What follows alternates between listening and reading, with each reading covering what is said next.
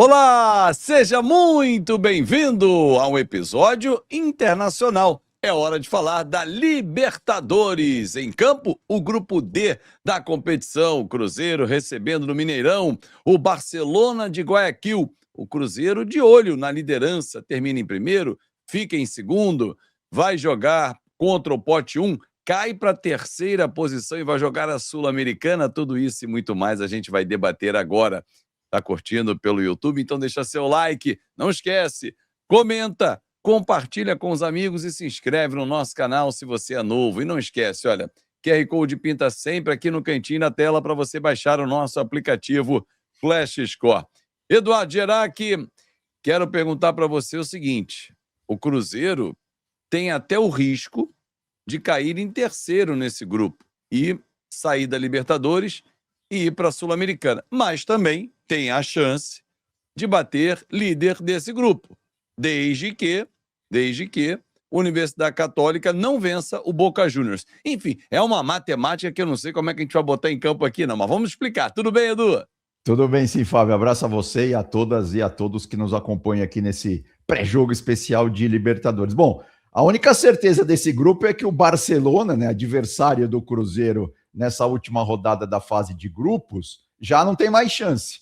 É o único time que não briga por nada aí nessa última rodada, né? A gente tem até os números aí, a tabela para mostrar, né? O Barcelona está aí na última colocação, só com 3 pontos ganhos em 5 jogos, então não consegue mais nem a terceira colocação, que o Boca já tem 7. O Cruzeiro tem 8, como você disse, né? E a Universidade Católica lidera esse grupo D aí com 10 pontos ganhos. Ou seja, o Cruzeiro precisa fazer a parte dele, né? Não precisa ficar olhando para o outro jogo, porque lembrando, né, que a Conmebol coloca os 2 jogos finais de cada grupo no mesmo horário, né? Então, Boca e Universidade Católica estarão jogando ao mesmo tempo que Cruzeiro e Barcelona. Ou seja, o Cruzeiro super ofensivo, né? Como jogou contra a Chapecoense, não deve ter dificuldades para vencer o seu jogo. E aí, claro, vai secar lá a Universidade Católica, né? Para, quem sabe, ainda beliscar o primeiro lugar do grupo aí, do grupo D. Mas, pelo menos fazendo a sua parte, né? O Cruzeiro já consegue a vaga e aí vai para o mata-mata só depois da Copa do Mundo. O sorteio, inclusive, acontece nesta sexta-feira, né? Meio-dia, horário de Brasília, na sede da Conmebol em Luque. Agora, o Edu, me corrija se eu estiver errado. O primeiro critério de desempate virou confronto direto, né? Exato. Na Libertadores. Então, vamos fazer uma conta aqui rápida. O Boca joga em casa com a Universidade Católica, vence por 1-0. Ele vai a 10 pontos, a Universidade Católica para em 10. Cruzeiro vence por 1-0. 2 jogos com vitórias simples, tá? Cruzeiro vai a 11, passa a ser o primeiro do grupo, e o segundo passa a ser o Boca, e não a Universidade Católica.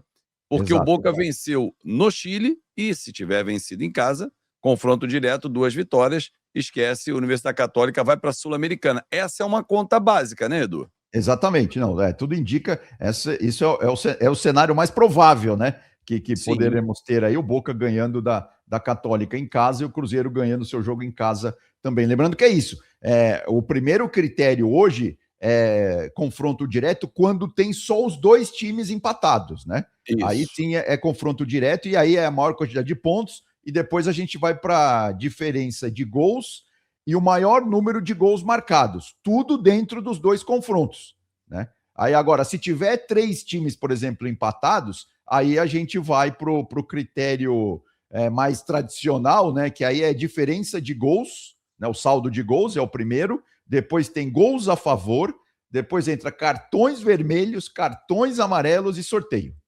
Mas nesse grupo a gente não tem como ter Não 3, tem, né? exatamente. Então vai ficar...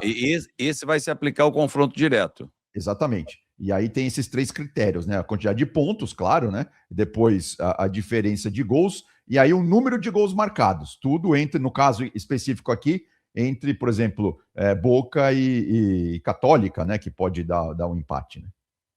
Por exemplo, se der um empate no jogo Boca e Universidade Católica, a Católica vai a 11 e o Boca vai a 8.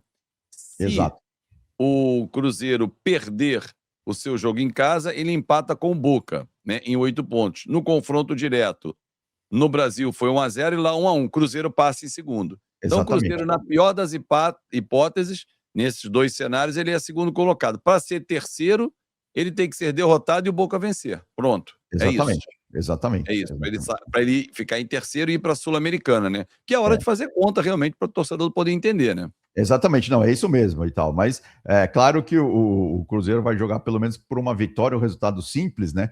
E aí a gente tem o Matheus Pereira, né, surgindo aí como o grande Estava na maestro, né? pré-lista do Ancelotti, inclusive, né? É, exatamente, o grande organizador aí do meio-campo cruzeirense. Ele que no Campeonato Brasileiro foi titular em 15 jogos, marcou 2 gols, deu 11 chutes ao gol, dribles completos 10, 2 assistências e 507 passes completos. Só que tem um número muito interessante do Matheus Pereira, que assim, o poder de finalização dele é muito bom. Quando ele tem chance, ele realmente tira leite de pedra. A chance não precisa nem ser tão boa assim, mas ele finaliza de uma forma muito contundente. Então, esse é um indicador interessante aí do Matheus Pereira, além, claro, de ser um jogador que coloca os seus companheiros na cara do gol. Ele que poderia ter até ido para a Copa, né? De repente, se o Ancelotti tivesse um pouco mais de tempo para trabalhar, eu acho que ele teria olhado um pouco mais para os jogadores aqui do Brasil. Enfim, isso não aconteceu. E aí, né, Fábio, por exemplo, tudo indica que o Cruzeiro vai jogar com aquele volume ofensivo que jogou contra a Chapecoense, né? Realmente foi muito impressionante. A questão do Cruzeiro é que fez o resultado, né? Jogou muito bem no começo do jogo, o primeiro tempo, principalmente, o início do segundo contra a Chape, depois no final passou um sufoco ali, quase que toma um empate e até a virada. Então, assim, precisa jogar os 90 minutos, né? Esse é a regra do futebol, não pode desistir, não pode parar antes do jogo acabar. Exatamente. O Cruzeiro não pode ser aquele time que se dê por satisfeito, vamos dizer assim, né? Em Exatamente. qualquer situação, estou satisfeito, já venci o jogo e aí pode sofrer um revés durante a partida. Os Tô com 10 você. minutos finais ali foi meio tenso ali pro torcedor Exatamente, cruzeirense. muita pressão, né? De muita pressão. O Cruzeiro que vem fazendo uma corrida de recuperação nas mãos do Arthur Jorge, né? Tentando tirar o estrago do treinador anterior, né? O Tite deixou um legado ruim para o Arthur Jorge, que está Sem dúvida. recolocando o time no caminho das vitórias, né? Exato. E aí, né, tem a dúvida do Caio Jorge, né? Ele que voltou a marcar, ele marcou um gol de pênalti ali contra a Chapecoense. Esse é um mapa de calor dele aí contra a Chape, ele marcou de pênalti. É o 31º gol dele no Mineirão. Então agora ele se tornou o maior artilheiro do Cruzeiro no novo Mineirão, né? Porque o Arrasca tem um gol a mais que ele, mas o Arrasca tem 32, mas somando Cruzeiro com Flamengo, né? Que o Arrasca já fez gols pelo Flamengo no Mineirão. Mas o líder ainda continua sendo o Hulk tem 59 gols no novo Mineirão. Só que na Libertadores o Caio Jorge ainda não marcou, ainda não desencantou aí o atacante cruzeirense, né? Outro que também esteve aí perto de ir para a Copa, né? Acabou não sendo chamado. Então a expectativa, claro, é ver se o Caio Jorge desencanta aí contra o Barcelona, né? O Cruzeiro que está tendo também ali na frente, né? Contra a Chape, o time começou assim. Tem o Sinisterra jogando mais pelo lado esquerdo, que vem crescendo bastante na mão do Arthur Jorge, e o Kenji, né? Outro, um garoto ali pelo lado direito, ele que também está sendo uma peça importante aí no ataque do Cruzeiro, o Kenji, que tem 20 anos. Então, assim, tudo indica que o Cruzeiro não terá sustos, né? Afinal de contas, o Barcelona não tem mais nenhuma pretensão aí na Libertadores, mas, claro, jogo de Libertadores é sempre complicado, não dá para dar mole, não, e muito menos contar com os 3 pontos antes do jogo acontecer, né?